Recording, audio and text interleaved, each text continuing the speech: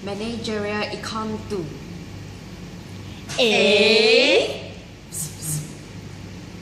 Managerial Economics 2.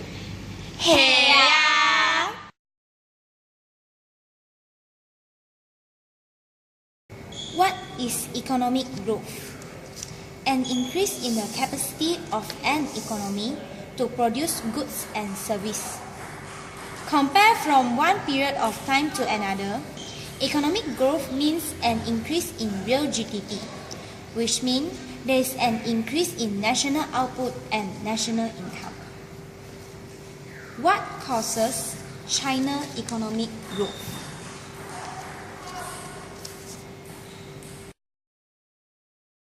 To 1979, China maintained a centrally planned economy. To support rapid industrialization, the central government undertook large-scale investment in physical and human capital. In 1978, China was one of the poorest countries in the world. The real GDP per capita in China was only 1/40 of the US level and 1/10 the Brazil level. From 1978 until 2013, unprecedented growth occurred, with the economy increasing by 9.5% a year. China's economy became the second largest after the United States and is projected to become the world's largest economy by 2025. The question is, how China achieved this economic growth? Economic reform in China began in 1978 and were carried out in two stages. The first stage, in the late 1970s and early 1980s, involved the agricultural reform, the opening up of the country to foreign investment, and permission for entrepreneurs to start up business. However, most industry remained state-owned.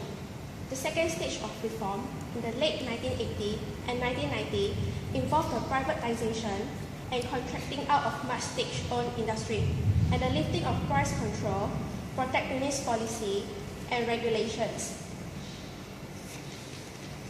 Although state monopoly in sectors such as banking and petroleum remain.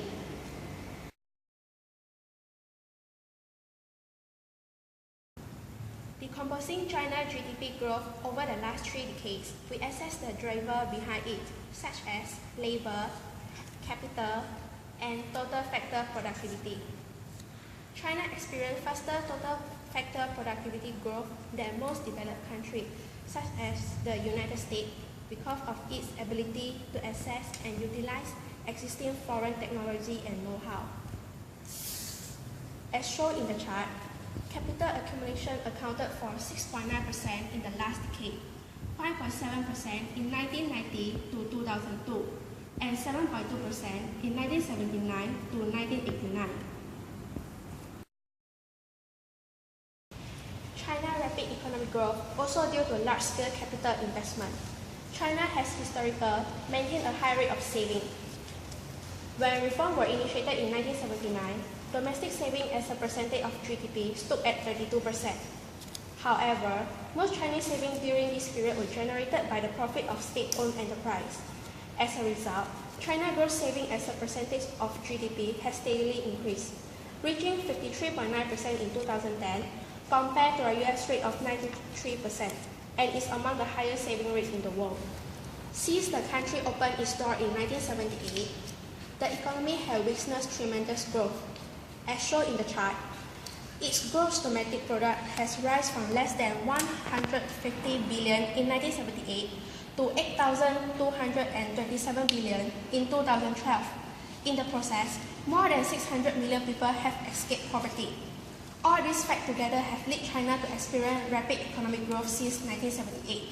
And today, China is the world's second largest economy and largest fastest growing economy.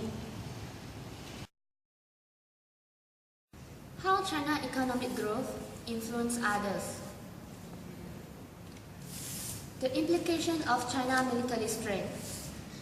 In the past, China exerts important influence in nearby Asia through military force and pressure, such as support for insurgency and Communist Party. The Chinese approach as still military force and pressure in most cases. For example, Japan, India, and Vietnam. As China grows stronger and stronger, it will become the threat for other countries. Secondly, the implication of China race for the United States. On one side are some specialists who sees Chinese leaders devoting top priority to using their rising economies and political influence to marginalize and undermine the United States. On the other side are specialists who believe that Chinese leaders are now confident they can deal effectively with the existing Asia. Hence, China becomes the strongest competitor for US.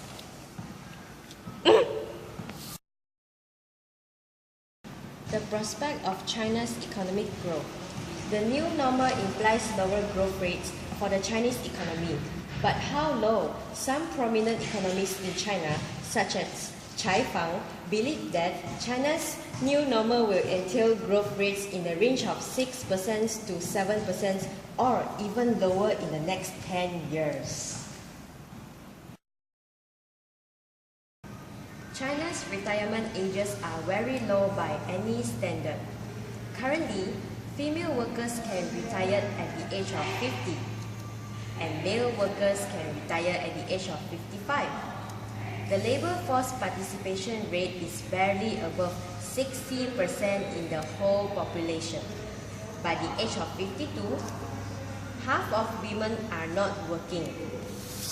And by the age of 58, half of men are not working. It is widely accepted in China that the current retirement ages should be raised. China will enjoy large educational dividends created by cross-generational substitution in the next 20 years.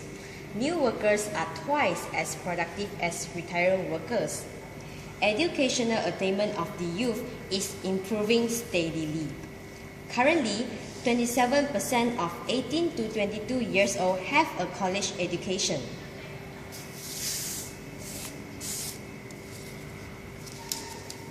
By 2020, 27% will increase to 40%.